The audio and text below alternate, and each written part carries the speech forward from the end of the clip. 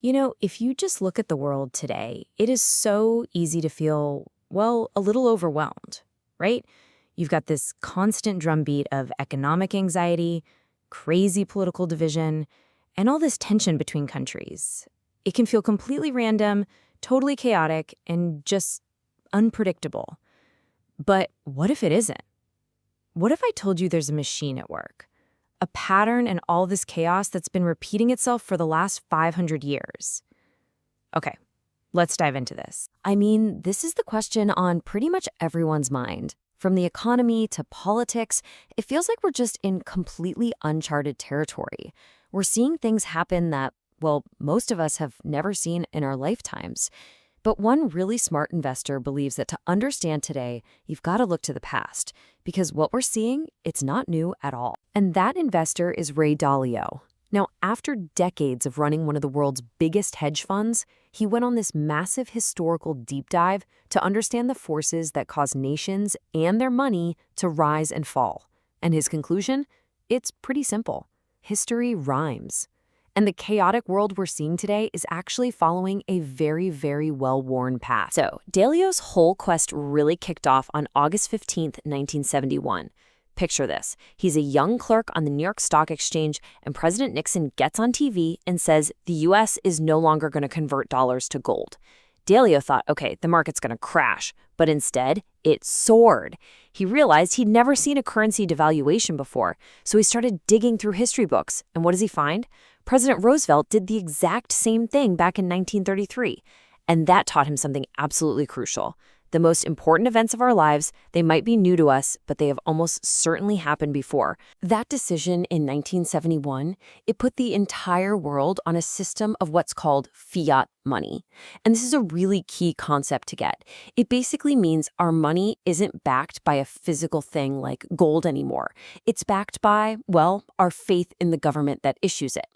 This gives governments this incredible power to just create money, which sets the stage for one of the most powerful cycles that shapes our entire world. All right, so after studying 500 years of history, Dalio pins down 5 major forces that are shaping our reality. So let's start with the 3 big ones, which he describes as these interconnected engines that just drive history forward in these predictable, repeating cycles. Okay, first and most fundamental is the debt and money cycle. Dalio has this brilliant way of explaining it. Think of an economy like a human body, right? Credit, that's a circulatory system. It's delivering buying power and nutrients that help the whole thing grow. But that credit creates debt. And if the debt grows faster than the income you need to pay for it, it starts to build up. Just like plaque in your arteries, it slowly starts to clog the whole system. So, just how clogged are those arteries for a country like the US? Well, Dalio lays out the numbers, and they're absolutely staggering. Let's just start with what goes out the door. The US government spends about $7 trillion a year. That is a massive number to even wrap your head around, but believe it or not, it's only the first piece of this puzzle. Because while it's spending $7 trillion, it's only taking in about $5 trillion in tax revenue. That leaves a $2 trillion hole, a deficit that it has to fill every single year. To put that in perspective, that's like your family earning 50 grand but spending 70 grand. And that massive shortfall just gets piled right on top of the already huge national debt. And this is where the numbers get truly mind-bending. That $2 trillion deficit, that's just the new borrowing. On top of that, the government has to find new lenders for roughly $10 trillion in old debt that's maturing every year. So you add it all up, and the U.S. government needs to somehow sell $12 trillion worth of IOUs every single year just to keep the lights on. I mean, think about the supply and demand problem there. It's monumental. And this brings us right back to that clogged artery. The interest payments on this colossal mountain of debt are now starting to squeeze out other spending. So when there aren't enough buyers in the world for all that debt, what can the government do? It does what governments have always done throughout history. It has its central bank print money to buy the debt. This pumps cash into the system, sure, but it also devalues the money, which threatens its status as a reliable place to store your wealth. Now, what happens when you have this kind of long-term economic strain? It spills over into the second major cycle, the internal conflict cycle. Dalio argues that these huge, growing gaps in wealth and in our values, which are often made worse by the debt cycle, create the perfect conditions for populism and really intense political division.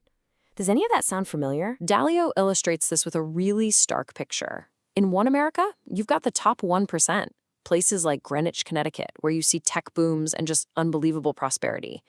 But you drive just 15 minutes down the road to a place like Bridgeport, and it's a completely different world. There, a massive percentage of high schoolers are failing or dropping out, incomes haven't gone anywhere, and communities are really, really struggling. When you have two completely different economic realities in one country, that sense of a shared society, it just breaks down. And politics becomes this zero-sum battle of us versus them. This internal weakness then makes a country vulnerable in the third great cycle, the geopolitical order cycle. Now, Dalio's principle here is actually pretty simple. After every major war, like World War II, the winner gets to write the new rules of the road for how countries deal with each other. They get to establish the new world order, and their currency, more often than not, becomes the world's reserve currency. You know, the money that everybody else uses for international trade. And this is not some abstract theory. It's happened over and over again. You see it right here. The Dutch guilder was once the king. Then came the British pound.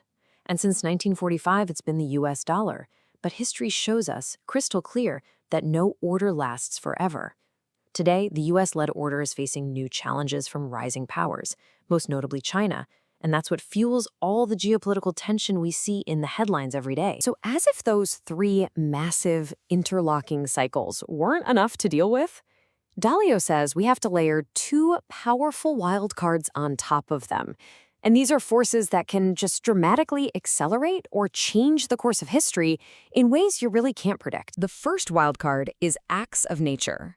Dalio's research shows that things like droughts, floods, and pandemics have actually killed more people and toppled more governments throughout history than wars have. The second is our own ingenuity and technology. And this one is a real double-edged sword. A technology like AI, for instance, could create unbelievable productivity and solve huge problems. But it could also be incredibly disruptive to jobs, and it can be used to create much more powerful weapons, which just accelerates conflict. So here's the crucial point. These five forces, the three big cycles and the two wild cards, they don't exist in a vacuum. They are all interconnected.